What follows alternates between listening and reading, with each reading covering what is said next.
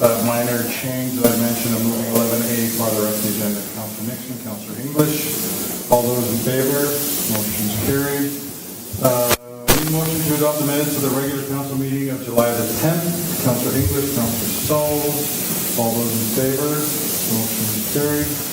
Is there any business arising from those minutes of July the 10th?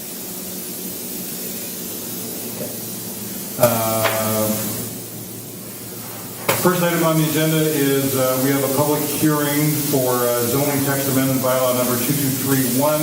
This is 1605 Victoria Road, and I'm going to call this public hearing to order. This public hearing is being convened pursuant to section 464 of the Local Government Act. At this public hearing, the public will be allowed to make representations to council, and all persons present who believe are affected by the proposed bylaw shall be given the opportunity to address council or to present written submissions respecting matters contained in the proposed bylaw. Those of you who wish to speak concerning the proposed bylaw should commence your address to council by registering your name and address and the views concerning the proposed bylaw. We do have a speakers list. We do not have anyone that has put their name forward. So before we begin, I'd like to ask the corporate officer to confirm the process was followed according to the Local Government Act. Yes, Your Worship. Follow according to the Local Government Act, and no comments have been received. We will have a short presentation on what this zoning text amendment bylaw is. I will then go out to the public for a minimum of 3 months for any comments on this zoning text amendment. So, Mr. Sturgeon, you have a presentation for us. Briefly. Good afternoon. So, as you said, zoning text amendment to allow for an amusement and recreation use. This is for escape rooms are a physical puzzle, kind of a riddle where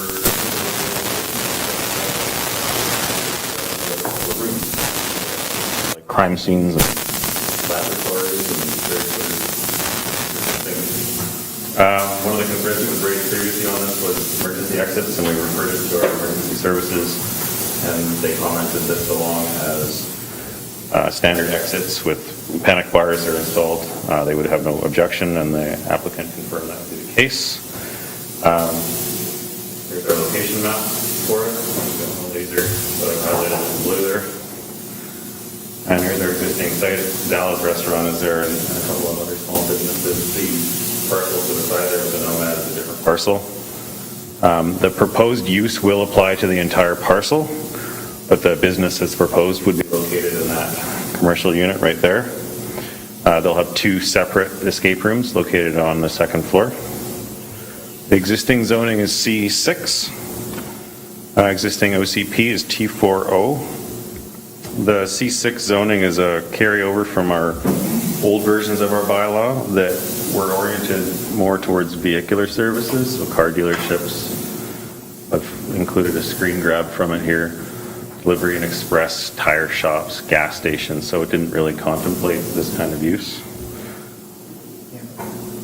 Zoning by nature is functions around exclusions, so if you have a definition of a particular use or you have that use in another zone and it's not listed in this zone, then it's excluded from being permitted here. So that's one of the challenges here.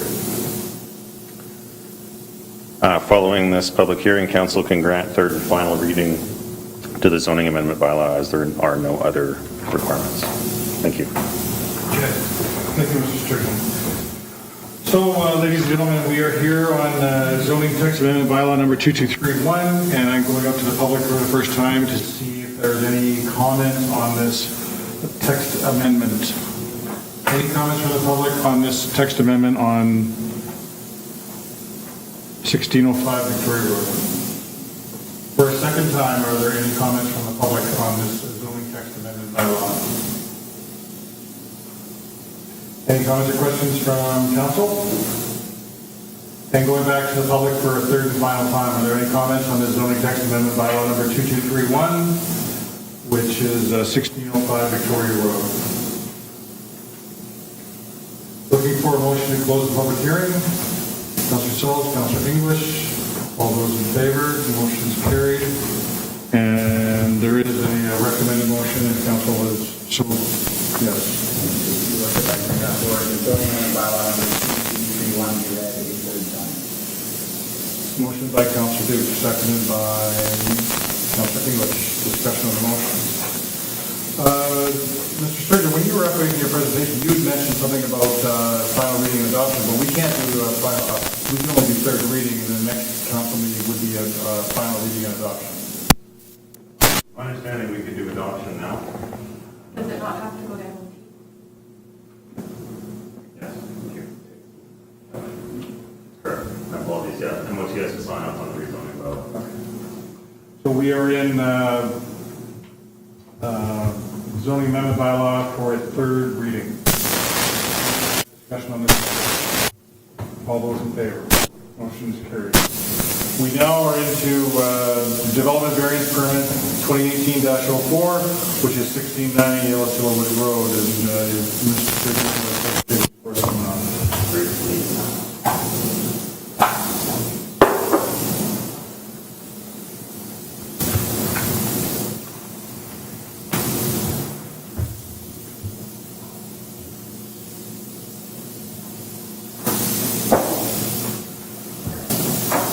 Silverwood Road, again highlighted in blue in the center of the map there. This is a development variance permit application for a reduction of the minimum lot width so that it can proceed with a subdivision application that they've made to us. This was considered by council and reported on July 10th. Council resolved for staff to proceed with notification. There's our aerial. The structure, we're right underneath the 1690 numbers has been removed, so it's largely vacant right now with a couple of those buildings. Our OCP is T2, rural residential. For the street view, that's the building that's been removed. T2 for our OCP, that restricts the minimum lot size of 0.4 hectares, which is roughly an acre. Our zoning restricts the lot size to the same size. The minimum lot width is 35 meters. The subdivision proposed is from 1 lot to 2. The new lot line there is in blue. At the last meeting, council resolved to support the variance for the red arrow there, reducing it from 35 to 20. And you also made a motion to waive the minimum lot width under the local government act. Public notification was delivered right after the meeting. We've received no comments to date. And the staff recommendation is that council resolve to approve the variance and they can proceed with their subdivision. I can move that forward as well, your worship. Is that all here? Before we do that, is that because this notice went out to the public, I'm going to ask if there's any members of the public that wishes to speak to this development variance permit that's for 1690 Road. Any members of the public that wish to speak to this development variance permit? This is a development variance permit 2018-04 for 1690 Yellow Silverwood Road. And one last time for any comments from the public. Councilor Duke, you were going to make a motion. The development variance permit PUD 2018-04 be approved for issuance. Motion by Councilor Duke, seconded by Councilor Nixon. A discussion on the motion. All those in favor? Motion carried. Thank you. I'm going to move into 11A next because we have a member of the public that is here that is only a short period of time. So we're going to go right into the presentation, and this has to do with the Crown referral for Revelstoke Cycling Association bike trails.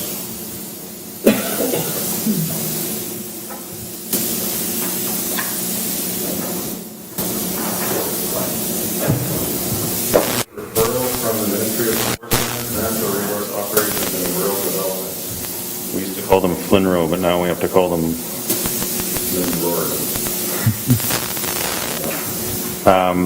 They have an application made by the Revelstoke Cycling Association for construction of new trails and facilities on Crown land.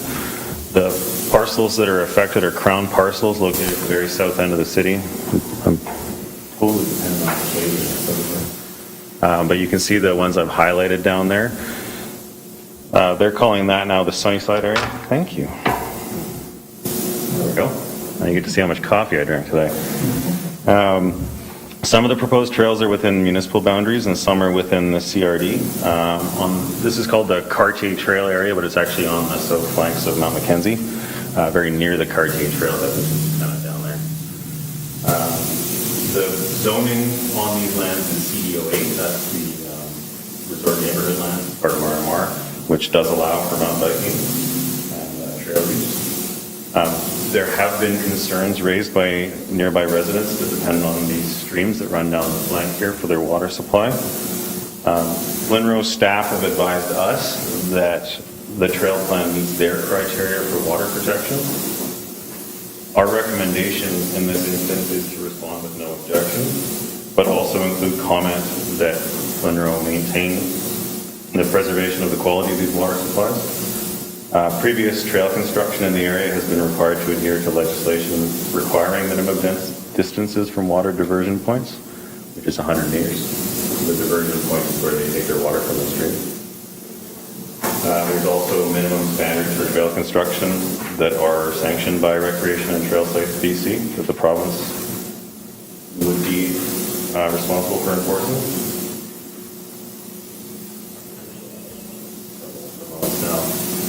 The trails in question are, that's sort of a zoom in from the previous slide, so down on the right-hand corner there.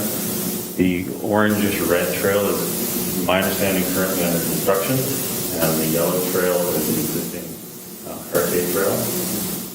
That orange trail has been approved previously in 2016, 2017, with those conditions that I noted. This is a Google version of the new trail that are proposed, so I'm going to go back and forth between the slides. The light blue that you see right there is the orange you see right there, so that's the one that's approved. The new trails in question are the dark blue and the black. So they're a combination of ascending and descending trails of higher difficulty and also of moderate difficulty. And this is a map supplied by the province that shows the trail network kind of in this area here.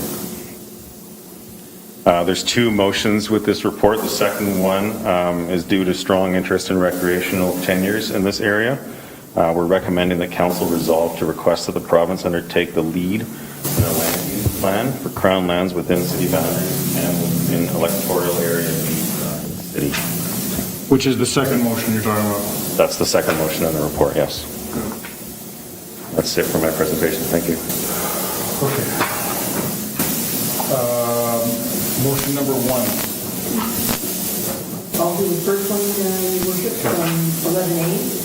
That the Ministry of Forest, Land and Natural Resource Operations and Rural Development, Recreation, Sites and Trails Branch be advised that Council has no objection to the Revelstoke Cycling Association's application for recreation trail construction and designation, providing a common encouraging FLNRORD to carefully consider the impact of building new trails on the domestic water supply of nearby residents. Motion by Council Brother, seconded by Council. Discussion. I just prior to this meeting, I received a letter from one of the residents down there with concerns on how the process has unfolded from Linrod, or however you want to say it. And I just want to, and I forward that email to staff and to council to have a look at. I think that there's a few things in there that raises some concerns and some questions, and I know that those questions and concerns have been sent to the ministry. But regardless, I want to remind council that we are not the approving authority here. We're here just for a referral, and but I think that some of the comments really, I don't know because I haven't had enough time to look into it if these things are true, but it really raises the question of the process that the government is doing, and we do have that in there that we're to carefully consider the impacts of building new trails and domestic water supply to nearby residents, but I just think that we should also be including the comments that we received, saying that these are the comments, and the ministry should be looking at it and making sure of their process, but also ensuring that these water supplies are indeed protected as best as they can be. And this writer of this letter points out the city's own process where we're looking at approvals that are near our watershed and the concerns that we have. But we can't have concerns in our own backyard and not share those same concerns with people that are outside of our boundaries. And I think that it's incumbent on us and for staff to make sure that those comments are going back to the ministry. Councilor Nixon. Your Worship, I'm going to bring the second part of the motion forward, but I'm just going to change it. Well, we have a motion on the floor.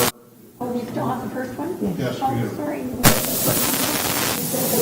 That's okay. And I think that the questions that come out of this proposal and for our recommendation and the letter to him is the reason why the second motion is there. And I'm not going to spend a lot of time talking about the second motion, but it's really thrown us into a position of all these backcountry applications are possibly having a cumulative effect on what's happening in and around the community. And I think that it's incumbent on us as a community to start paying more attention and having more control and say of what's going on in the backcountry. So I am supportive of this. I am concerned about some of the questions and comments that are coming back. But again, we're a referral agency and we're not the approving authority, but I again want those comments going to the ministry. Just a question, Your Worship, is it necessary to amend the motion to include that the comments will be forwarded by staff, or can we make it just that staff will, an understanding that staff will do it? Question to staff. The ministry's referral portal that we use an online response, they give us the option to approve of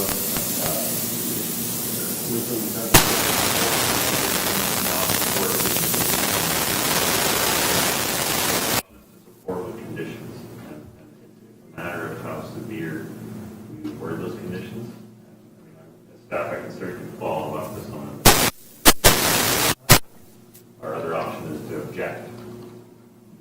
And gone and looked at all of it, I just got the prior to this meeting, but when I see that some people are feeling that they haven't been contacted by the ministry, it does raise a concern that they have to have a better process. And when we get into the second motion, I think that there's going to be a lot of things that we as a community can address a lot of these concerns on the local level and having, I think, a better impact on the referral and making sure that things are being looked at. But anyways, I think I said enough. I think staff got the message. We do have I believe the proponent that wrote the application for the Cycling Association is here. Am I correct? Yeah. So if council felt that there was a question that needed to be asked, I'm sure that we could be asking that question. I don't want to get into a committee debate, but if there's a question that council has, I'd be happy to entertain that. Floor is open for comments or questions. Motion is on the floor. All those in favor?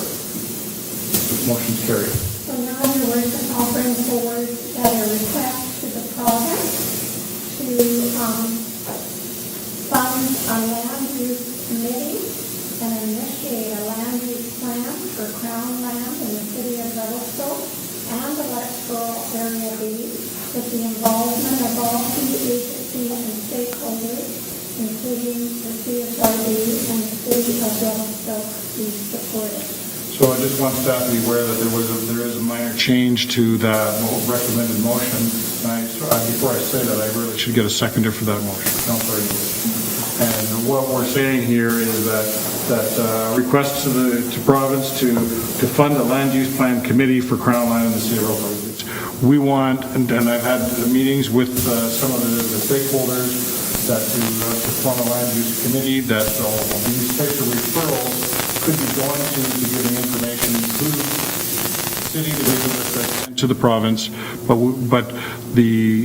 we're not talking just about cycling trails, we're also talking about all backcountry recreation, the impacts to mountain caribou, and having stakeholders like recreation, industry, environmental, government, all sitting at the table and looking at what's happening in the backcountry, because we are getting more and more of these applications, and like I said earlier, the impact that we as a community have to start being aware of.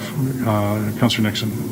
Your Worship, just that I'm getting comments from other members of the community, council seen them where they're hiking into our watershed area and how much activity will go on there. So I think the community will want to see this process. Okay.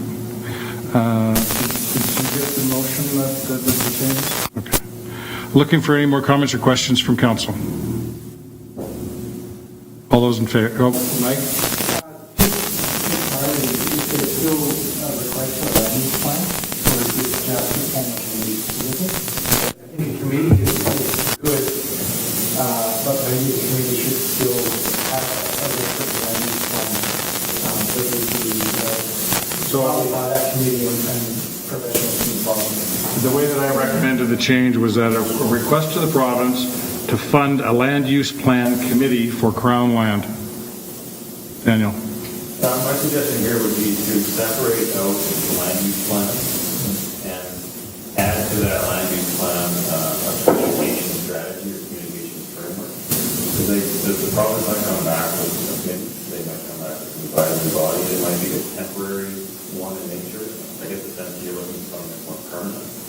So that they take into account our request for improved communication on this matter. Well, and I guess what this is that has come out of is that I had a meeting with Lonnie Parker and with the Premier, and it was on the Premier's suggestion that we approach the province for funding and look at bringing in this committee to have more of a say in backcountry land use planning.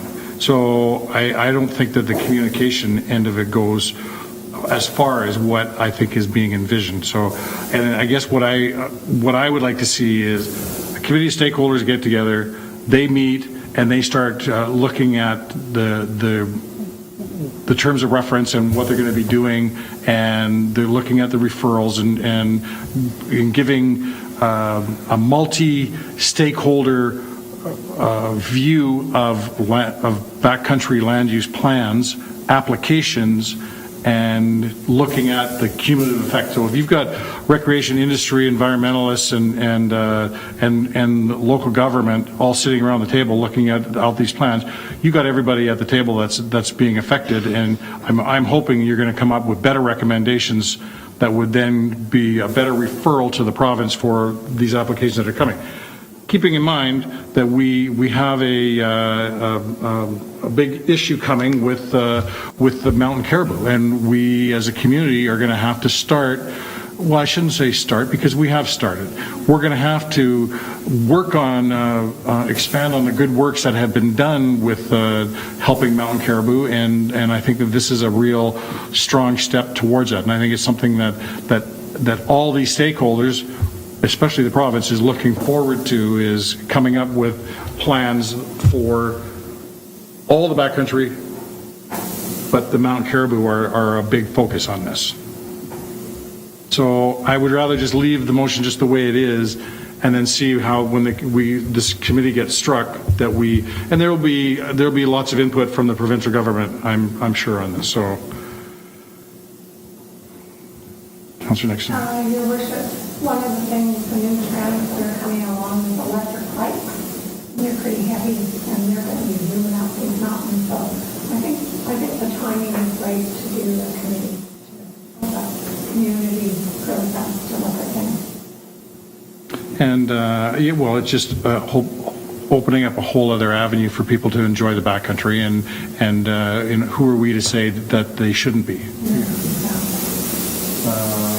is there any more comments or questions on the revised motion? All those in favor? Motion's carried, thank you. So we're going to go back to 8A. And we are on everybody's favorite topic, development cost charges. Yeah, I can bring this first part of this motion forward, Your Worship. The staff and director developed a background report for development cost charges using option 5, and then supposed to establish that 1% for water, 1% for transportation, 50% for parks, and 60% for sanitary fees, 50% over 5 years. And the development cost charging bylaw be drafted for consideration of first reading based on the amended option 5. Motion by Councillor Duke, seconded by Councillor Nixon. Discussion. Councillor English. I think that more of a review that I think that 60 moving to 50 is too high a burden for the general taxpayer to be looking at on our municipal assist factor for sewer. If we were only a town of 7,500, I think that our sewage would probably be adequate. But we all know that there's many more toilets and showers flushing things that have to use. The community that's been here has funded the sewage treatment plant once already. To put half of another one onto that, I think it's too much, and I would like to see that number reduced. So does that mean you're voting against this motion? Yes. Councillor Nixon. Your Worship, talking with finance staff, just looking for options from staff, how we can mitigate that load onto sewer ratepayers by looking at options to borrow the money for the sewer upgrades or capacity building when the time comes. And then there will be, because development moves ahead, because we're finding a balance, there will be more sewer ratepayers, and we're not charging sewer ratepayers up front so much before we even got our sewer upgrades together. Councillor Brothers. My understanding with this motion is that we were just going to get something on the table. And then come next council meeting, we were then going to discuss it and see the numbers. And I was under the impression that we might massage this and change this around after a thorough discussion of where we were going. But we just needed something on the table so staff had something to work with and bring back to us. I think that was the original plan, and to think that this would be the final outcome.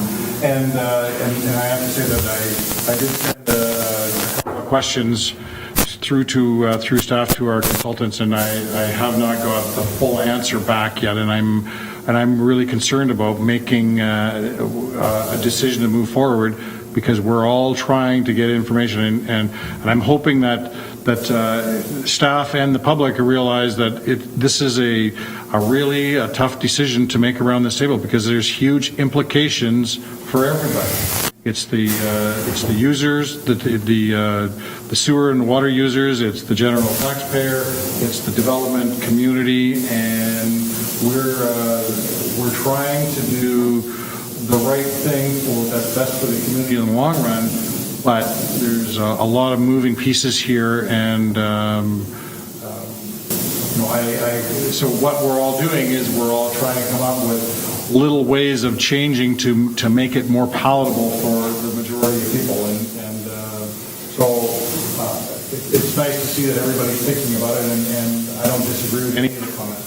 I'm concerned with the price tag being raised too high for the average user. I'm talking sewer rates.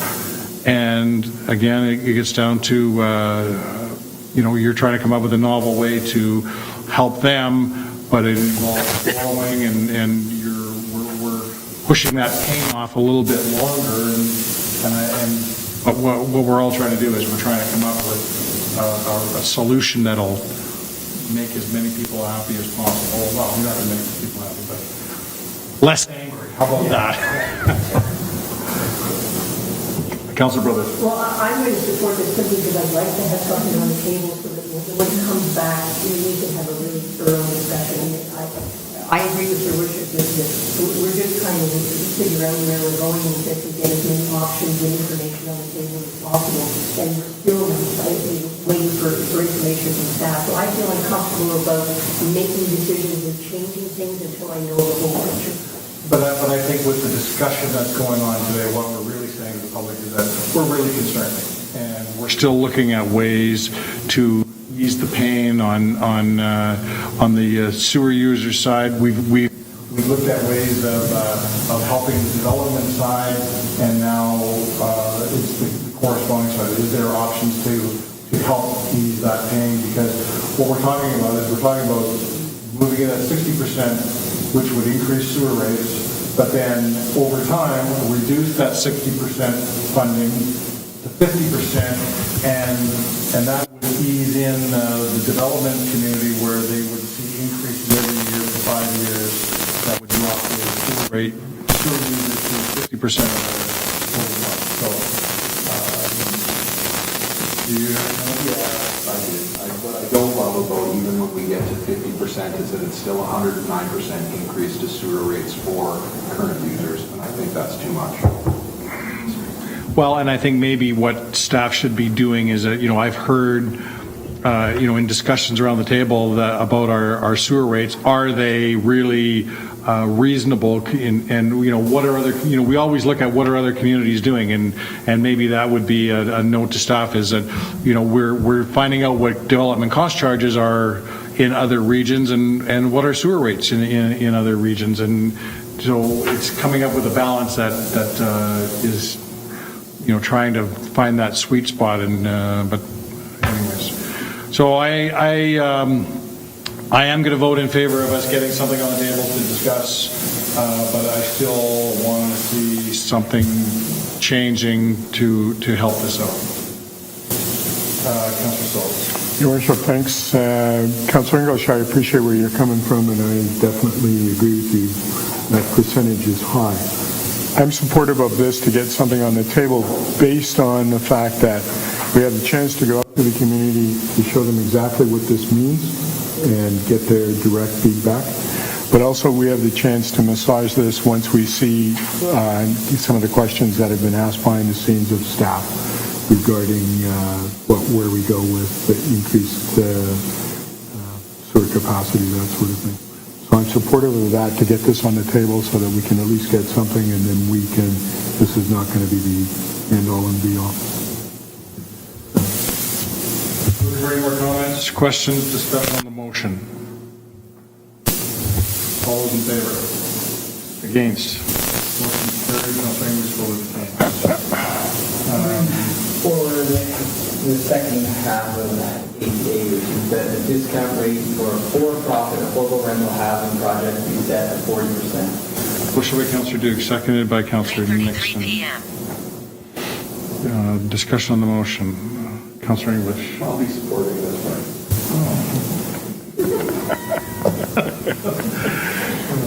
Retailers usually don't like 40%. 60% off sales. The housing component. Councillor Nixon. Just a condition of this motion, your question for staff. This will be tied to BC Housing, determining what for-profit affordable rental housing is. Yeah, that's what we're working out right now, and we've had some really great feedback from our social development coordinator on how to structure this, and we will have an actual definition of how we're going to propose this. So defining for-profit, defining the terms that would surround this, so that we can clearly say yes, that applies, or no, it doesn't. And if it doesn't, what would you need to do to make it apply? So it's really clear for people. I think the not-for-profit is pretty clear. You just have to be a non-profit society working through that whole process.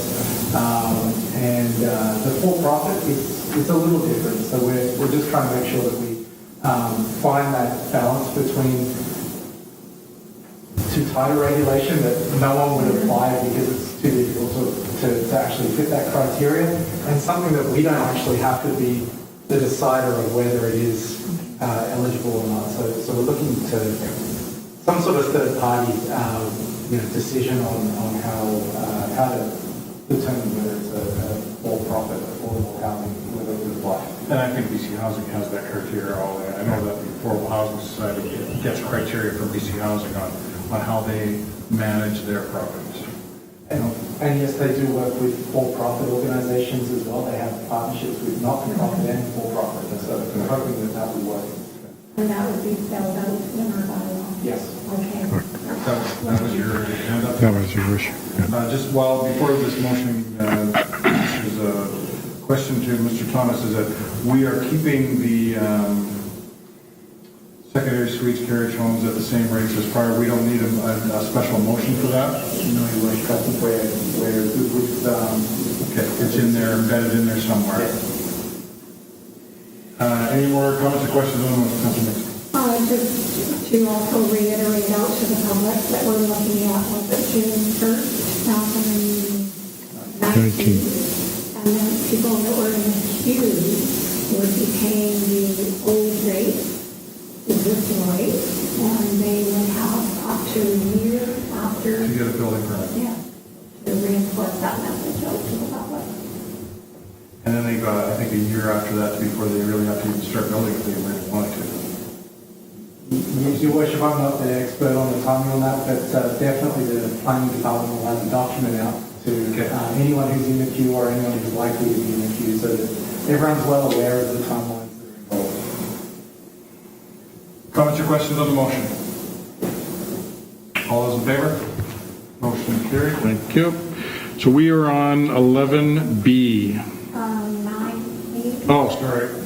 I'll just bring forward that the reserve fund bylaw 2230 be adopted. Motion by Councillor Nixon. Seconded by Councilor English. I just did that just to see who was paying attention. Any comments or questions on the motion? All those in favor? Motion's carried.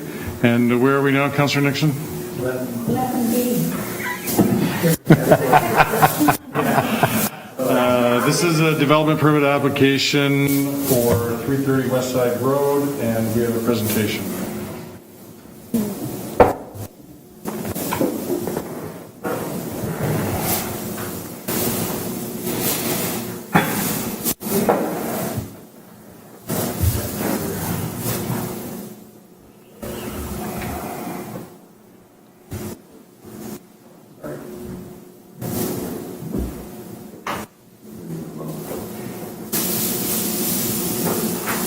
This is a development permit, West Side Road, for a composting, storage, and storing facility. This is the site highlighted in blue on the map there. The existing transportation and disposal site. It's operated by the CSRD, with Crown Land, they have a lease agreement with them. There's an aerial view. And the highlight there where the proposed facility is located. Our existing OCD designation is public utilities. Our existing zoning on the site is rural residential 60, which allows for a whole range of uses and parking residential with disposal. This is an example, not an exact version, but an example of what the structure would look like. The one in question here is constructed with metal I-beams and cinder blocks, corrugated steel roof. Slightly taller than the exact measurements are 12.5 meters or 41 feet by 47 meters long, 155 feet. And the height is to accommodate loading and unloading compost materials. And there's some of the structural schematics that they provided us to show. Pitch is a little steeper than this example that I've shown here. We did have a request from a neighboring resident. There isn't a notification process associated with these, but this person was requesting that the roof could be green rather than galvanized steel. It's a very reasonable request. I had indicated to him that we could do this. I've since realized that if council wishes to formalize that, you need to incorporate that into your motion. Because the DP is more important than included in the package, so include that clause and make it official implementation on that. Last quickly. The West Side Road Development Permit area calls for a minimum 75-meter landscaping buffer. So that would be the area along West Side Road to shield any of these uses from view. This can't be seen from the road, so we've chosen to not require any improvements to the landscaping. But I've noted in the permit conditions that there is not to be any landscaping removed, and that the building has to be located back here. So if they chose to put it up here or remove any of this shrubbery, it's not very dense, but it's there, then they'd have to go through a different process with us. So the DP also establishes that location. The recommendation will allow us to issue the DP, and they'll be able to make an application for a building permit. And that is it. I'm going to get a motion on the floor first. So, and I guess I would like to suggest that we add like some type, like a non-reflective material, because we say green and they can't get green. I just don't want to be hampering it. So, how about like colored metal? Would that? Yeah, it would be a flat green. Matte would be another one. The sun will reflect off it no matter what, to a certain degree, but it'll be a lot less than steel. I just remember us some time ago doing a building that had to have a certain type of brick, and that brick was then not able to be sourced. It wasn't being made anymore.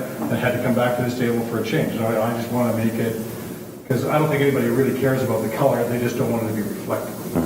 So, okay. Thank you, Charlie. The development permit DP 2018-10, construction of commercial composting building with non-reflective green roof if available at 330 West Side Road be approved for issuance. Looks like Councillor Duke, seconded by Councillor Stolz. Question to Mr. Sturgeon. I'm always worried about bears. Is this a bear attractant? And if so, what do you do about attracting bears?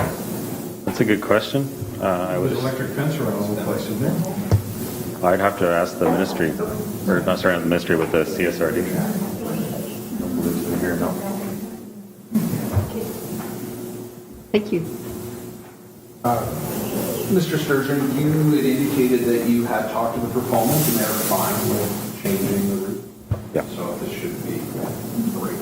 Thank you. They're, just for background, they're upon issuance of the DP, they're putting this out for tender. All right. I hope that there's green, non-reflective roof. That's all I can say. Any other comments or questions on the motion? All those in favor? Motion's carried. Thank you. Where are we, Councilor Nixon? Your worship, I'll bring that forward. Item 11C, that budget amendments of $657,333 for the Townley Intersection Improvements Project to be approved. Motion by Councillor Stolz, seconded by Councillor Nixon. Councillor Stolz. Your worship, this is a budget amendment because our grant doesn't cover this. This is for water and sewer stuff in the area that will need to be, or we're projecting needs to be replaced. So that will be able to be done at the same time that did in the roundabout. That wasn't, Mr. Thomas, that wasn't the original concept though, was it? Your worship, we actually, our total budget in the grant application was closer to the total amount of about 5.6 million, and we received the grant for just over $5 million there.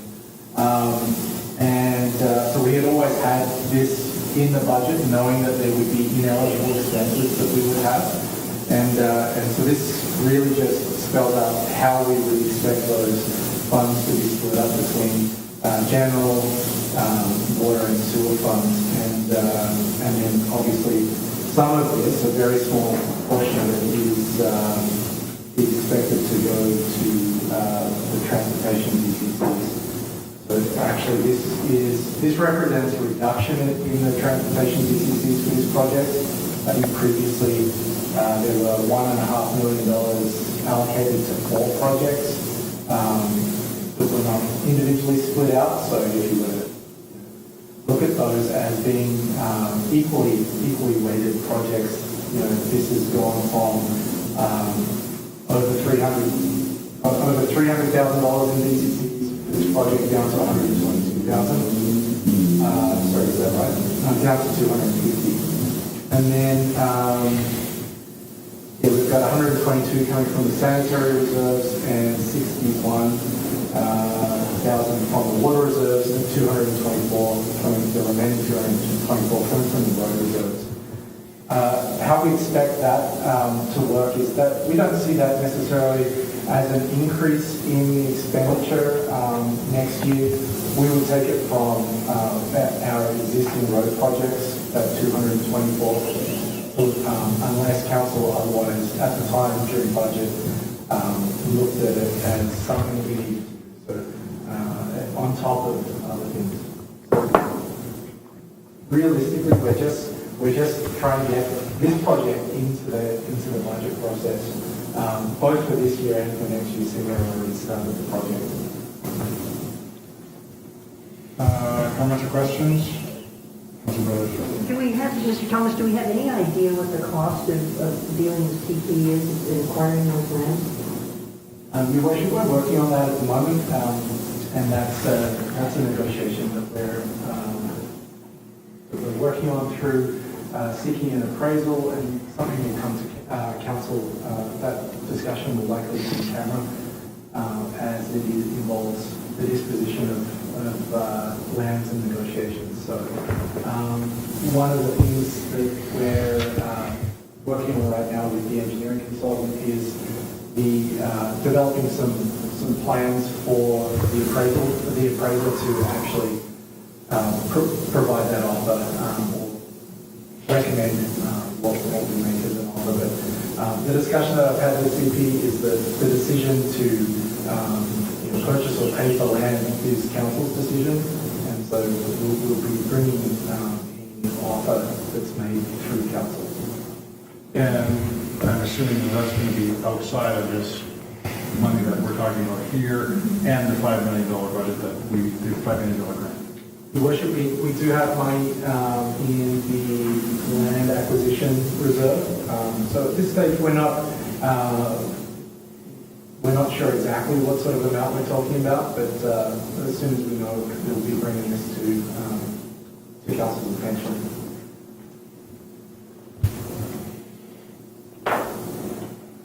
Any other comments or questions? All those in favor? Motion carried. Thank you. Your Worship, I'll bring forward part 2, that the Townley Intersection Improvements Project to proceed to procurement in August 2018 be approved. Motion by Councilor Saul, seconded by Councilor Nixon. Discussion, Councilor Brothers. Question of Mr. Thomas again. I know we're going through, or you're asking to go through a different process other than a tender process. Just a question, if we do go through this process, I guess we're picking somebody that we think is a valuable contractor and can do the job, how do we make sure that the price is good without the tender process? Your Worship, this is not just an expression of interest, which would be totally separate from any price. This is sort of a combination of the two. So you're evaluating a portion of the project, the portion of the scoring on price. So that might be, say, 60% of the total scoring might be the price, and then the remaining 40% could be based on prior experience, their innovation, their corporate experience, the project manager's experience, showing that they've done similar projects, their timeline, so how they propose to complete the work, and then any technical details of things that have specifically been asked for. So this is it's a hybrid approach that looks for, it gives points for the lowest price, but it doesn't exclude a slightly higher price that provides a better product in the end. And I think that's the caution is, just because it's a low price doesn't mean it's necessarily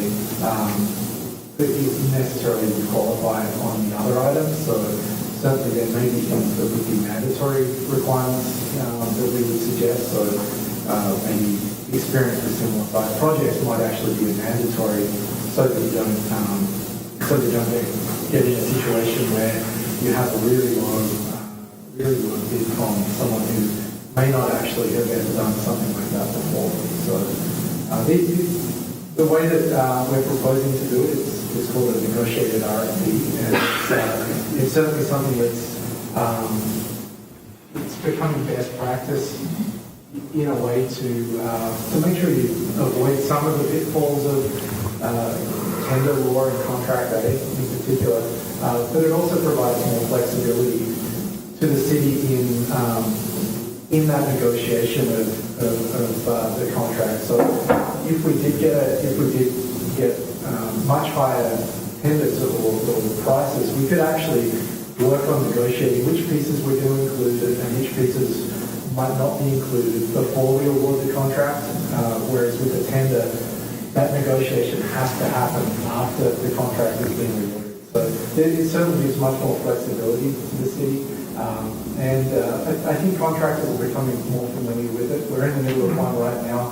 for the Elizabeth Crossing project, the water project, and certainly we're seeing that we've got a lot of interest from contractors in the way that we're procuring it, and we'll see how that plays out. So we've got a test one right now, the smaller contract value, but definitely something that we're interested in finding ways to lessen our risk in procurement.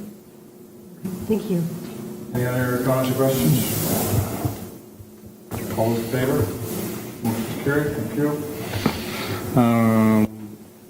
In correspondence, we have a request for support regarding Rails and Trails project from Sycamore to Armstrong, and this is looking for support for a BC Rural Dividend Fund to, yes. I'll bring it forward. Motion by Councillor Brothers, second. You want to read the motion? If you want me to, or? Absolutely. All right. The City of Revelstoke You listen to you make motions all day. supports the Columbia Shuswap Regional District application to the BC Rural Dividend Fund Program in the amount of $500,000 under the partnership's funding stream in a regional partnership for a project manager position and preliminary design soft costs related to the development of the Rails to Trails project from Sycamore to Armstrong. Motion by Councillor Brothers, seconded by Councillor Sauls. Discussion on the motion. Councillor Nixon. Your Worship, I support this in principle. I just have a question for staff. Does this put anything at risk that the city might be sending in an application for at the same time? I don't recall now. Well, we are putting in a request to fund for the, I think it's Telus Insights, isn't it? I believe it's the tech. Oh, that's right. That's right. Yeah, so this may compete with that. I'm not sure exactly, but yes, we have the tech strategy is That's $130,000 that we're putting in request for. This is would be a request, I'm assuming, from the regional district, and because that's the lead organization on this, but It's just a letter of support that we're saying, it's not our own request. that's right. But regardless, we did support the Rails to Trail project previously, and I think it's going to be a great economic development project for the region. So I think that it's in our best interest to help this project move along, because anyways, I think that there's long-term benefits to us. Any other comments or questions on the motion? All those in favor? Motion is carried. Thank you. Into communications, does anybody want to bring anything up on the Tourism Infrastructure Committee minutes of May the 8th? RCMP Community Policing Report of May 2018. Business License Summary in June 2018. Questions from media? What? Looking for a motion to pursuant to section 90.1G of the Community Charter moving camera. Councillor Souls, Councillor Inglis, all those in favor, motion is carried. Thank you.